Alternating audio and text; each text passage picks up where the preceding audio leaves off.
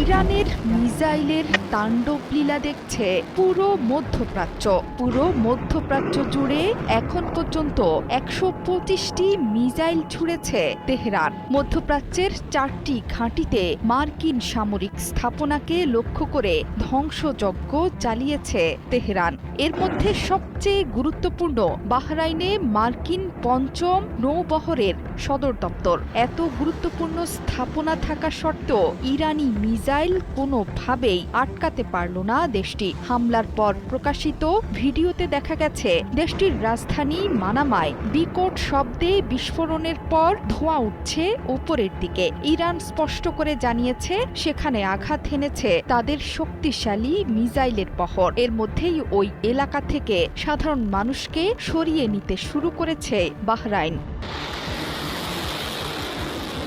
একই সময়ে কুয়েত এবং সংযুক্ত আরব আমিরাতেও বিস্ফোরণের শব্দ শোনা গেছে। এছাড়া কাতারে প্যাট্রিয়ট প্রতিরক্ষা ব্যবস্থা ইরানের একটি মিসাইল ঠেকিয়ে দিয়েছে বলে জানিয়েছে কাতার ভিত্তিক সংবাদ মাধ্যম আল জাজিরা।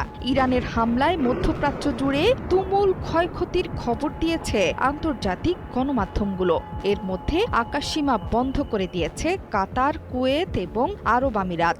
আবুধাবিতে ইরানের ছোড়া বেশ কয়েকটি মিসাইল আঘাত এনেছে। এতে একজনের মৃত্যু হয়েছে বলে জানিয়েছে আল জাজিরা। এই হামলাকে জাতীয় সার্বভৌম ও আন্তর্জাতিক আইনের চরম লঙ্ঘন বলছে আমিরাত।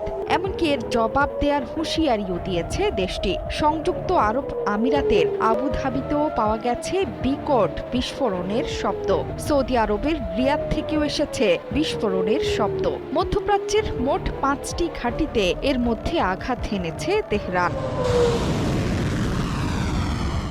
শনিবার সকালে ইরানে ইসরায়েলের আঘাতের পর 1 ঘণ্টাও সময় নেয়নি তেহরান। শত্রুর আগ্রাসনের জবাবে অধিকৃত ভূখণ্ডের দিকে প্রথম দফায় মিসাইল এবং ড্রোন হামলা শুরু করে তেহরান। প্রথম দফায় ইসরায়েলের আকাশসীমায় অন্তত 35টি ব্যালিস্টিক মিসাইল ছুড়েছে ইরান। এর মধ্যে কিছু কিছু মিসাইল প্রতিহত করলেও বেশিরভাগই আঘাত হেনেছে লক্ষ্যবস্তুতে। ধ্বংসযজ্ঞের ভিডিও প্রকাশ করতে শুরু করেছে গণমাধ্যম। এখন পর্যন্ত একজন ইসরায়েলির আহত হওয়ার খবর পাওয়া গেছে ইরানি মিসাইলের আঘাতে।